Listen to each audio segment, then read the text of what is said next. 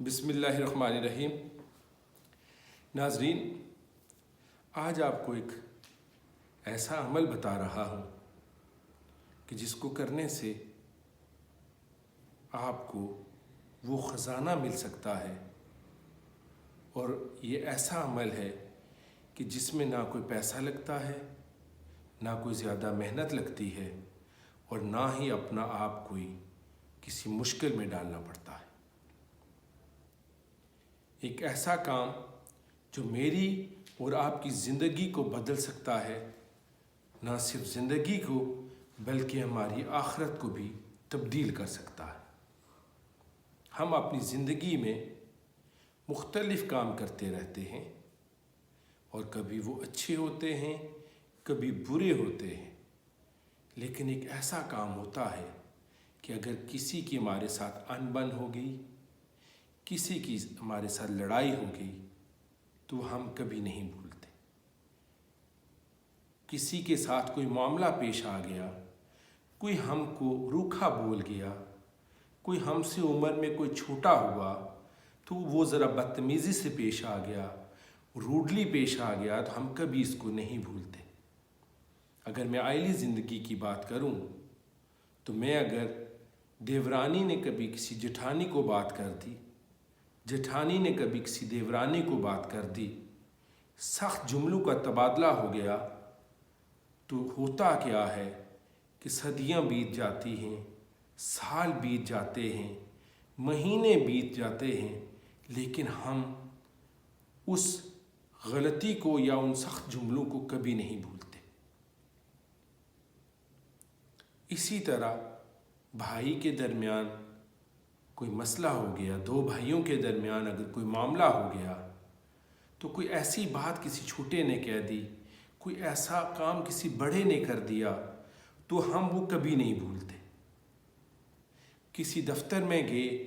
تو کسی نے بلا وجہ میرے ساتھ زیادتی کر دی، یا میری وجہ سے کسی کے ساتھ زیادتی ہو گئی، تو ہر دو جانب سے اس واقعے کو بھلایا نہیں جاتا۔ جب یہ معاملہ پروفیشنل سطح پہ آتا ہے، جس زندگی کے جس مرضی کو شعبہ کو لے لیں، کہ ہم جب ایک دوسرے کے ساتھ یہ تعلق ہوتا ہے،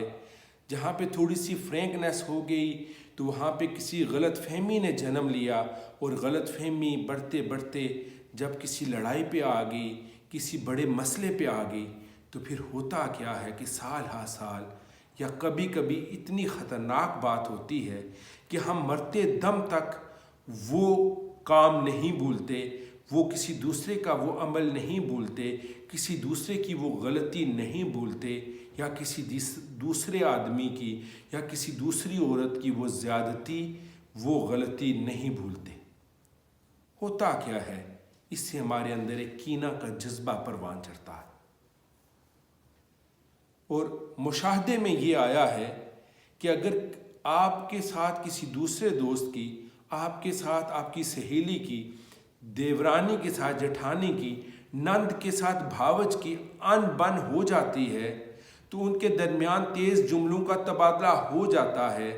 تو ان میں سے وہی بہتر ہے جو تیزی کے ساتھ بول کے، غلط بات کر کے، معافی مانگ کے چیز کو بھول جاتا ہے یا بھول جاتی ہے۔ وہ سب سے اچھے انسان اور وہ سب سے اچھی بندی ہوتی ہے، وہ سب سے اچھی عورت ہوتی ہے۔ کبھی کبھی تو میں نے یہ بھی دیکھا ہے کہ کوئی دو پکی سہیلیاں تھیں، ان کی کوئی میٹرک میں، کسی کی کوئی پرائمری میں ان بن ہوئی، تو دوسری تو باتیں تو اس کے ساتھ کرتی رہی، رسماً مبارکیں بھی دیتی رہی، لیکن اس نے دل سے کینہ نہیں چھوڑا، اور وہ اس طاق میں بیٹھی رہی کہ کب مجھے موقع ملے گا تو میں ادھار چکاؤں گی۔ یہ کینہ ایک ایسا زہر ہے جو ہم اپنی نسل در نسل کو تباہ کر دیتے ہیں، لیکن اپنے اندر سے اس کو بھلاتے نہیں ہیں۔ اور آئیے آپ کو اس کو بھلانے کا فائدہ میں بتا دیتا ہوں۔ جس نے کینے کو چھوڑ دیا، تو میرے آقا صلی اللہ علیہ وآلہ وسلم نے اس کو خوشخبری دی کہ وہ جنت میں اس کا گھر میرے گھر کے پاس ہوگا۔